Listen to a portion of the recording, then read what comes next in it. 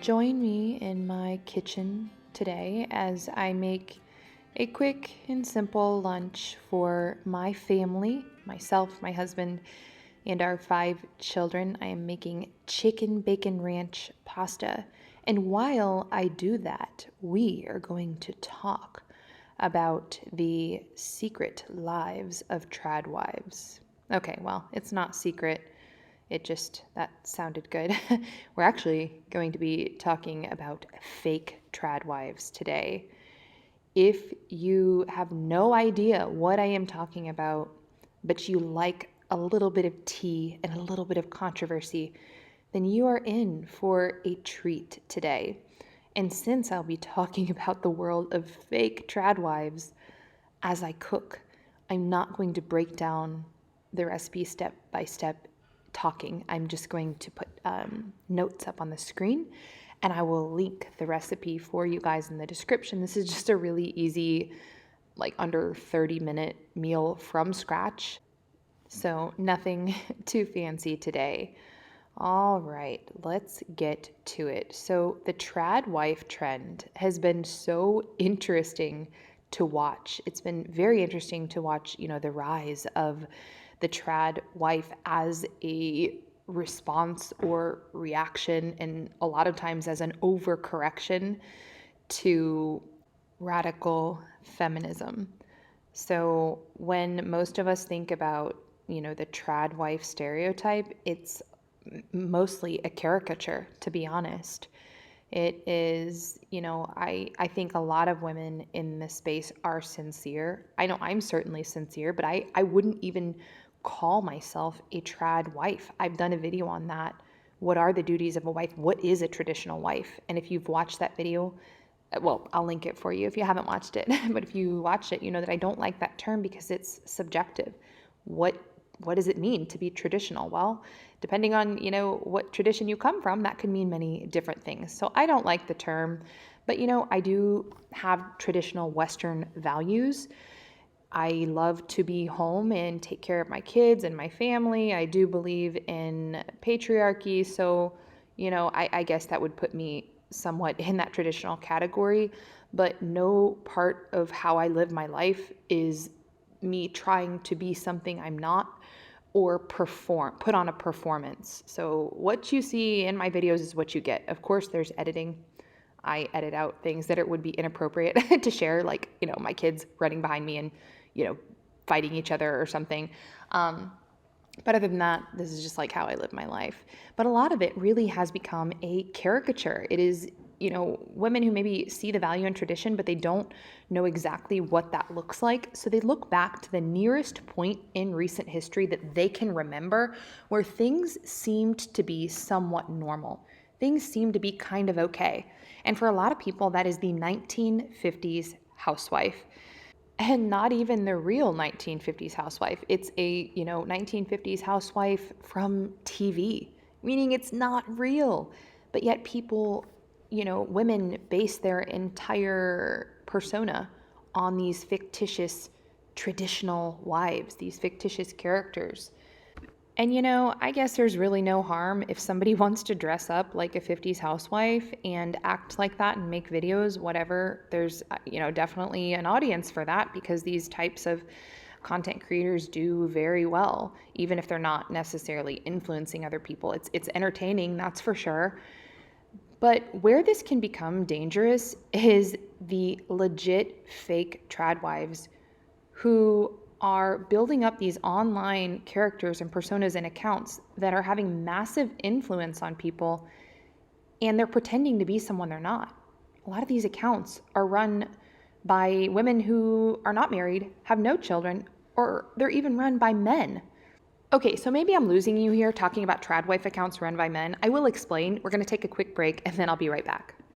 Something that we talk about a lot on this channel is the absolute tragedy that so many amazing homemaking skills and arts and crafts have been lost over the past few generations. And now a lot of us are having kids and, making a home, and we want to relearn all of these crafts and arts and skills, but there's so little time while we're trying to raise our own children and keep our own home. And I am definitely in that boat.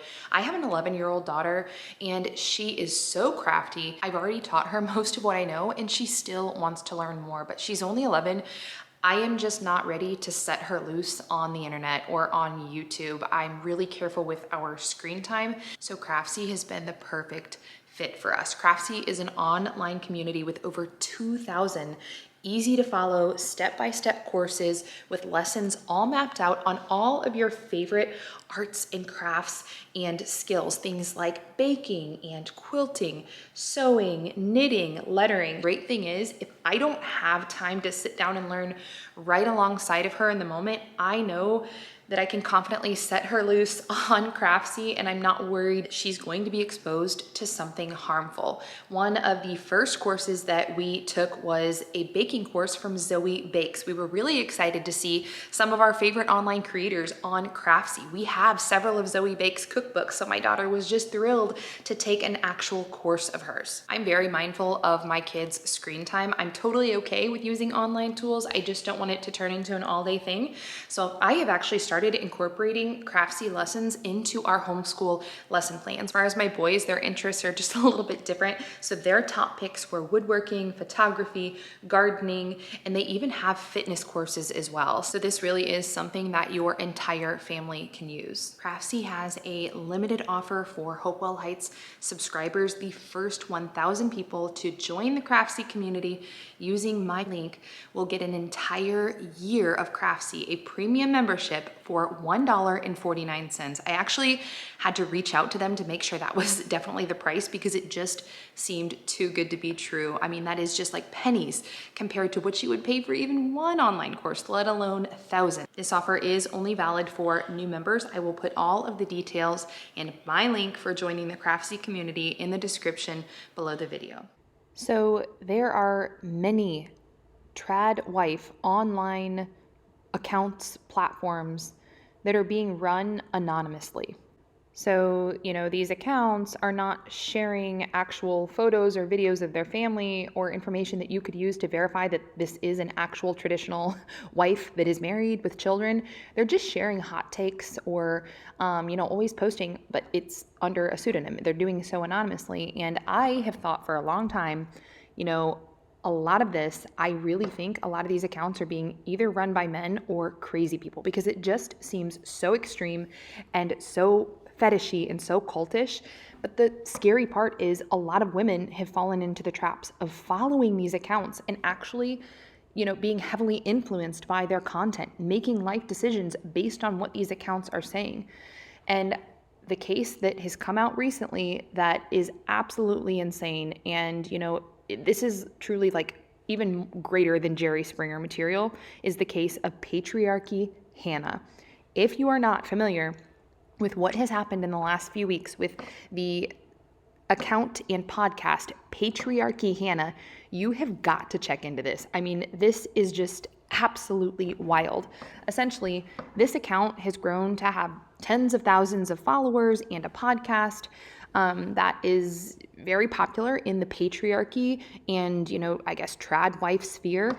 And this person running the account has even collaborated with several, famous pastors, whether it's having them on the Patriarchy Hannah podcast or hosting X spaces with them. So this is a very well-respected, well-known. The thing is, this person who was claiming to be a married traditional wife of 14 children living in Arkansas, 37-year-old woman, married, 14 kids, Christian woman. That's the claim of this account.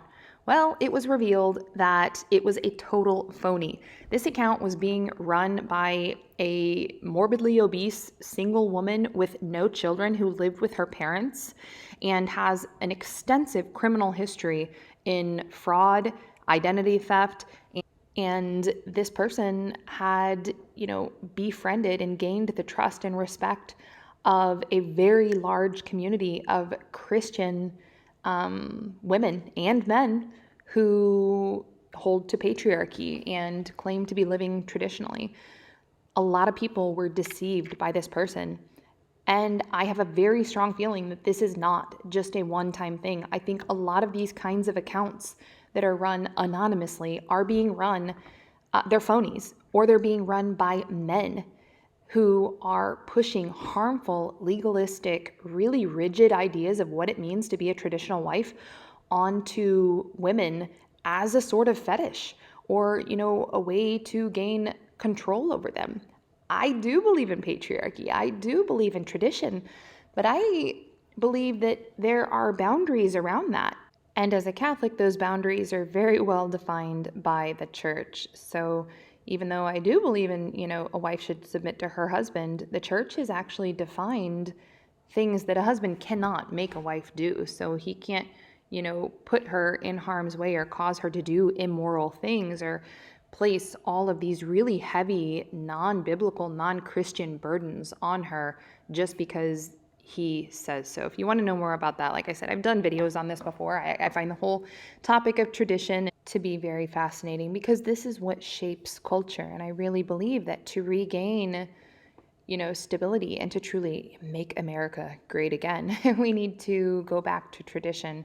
We don't need to invent something new. We need to look at what was done to make the West great the first time, but not to get into that. We're talking about fake tradwives today and about the patriarchy Hannah scandal because this account was just making up these wild stories and putting these crazy expectations and standards on women that go far beyond biblical or, what has been biblically or historically believed for Christians. For example, this fake patriarchy Hannah account often said things like women or wives are not allowed to read books that their husband hasn't read first.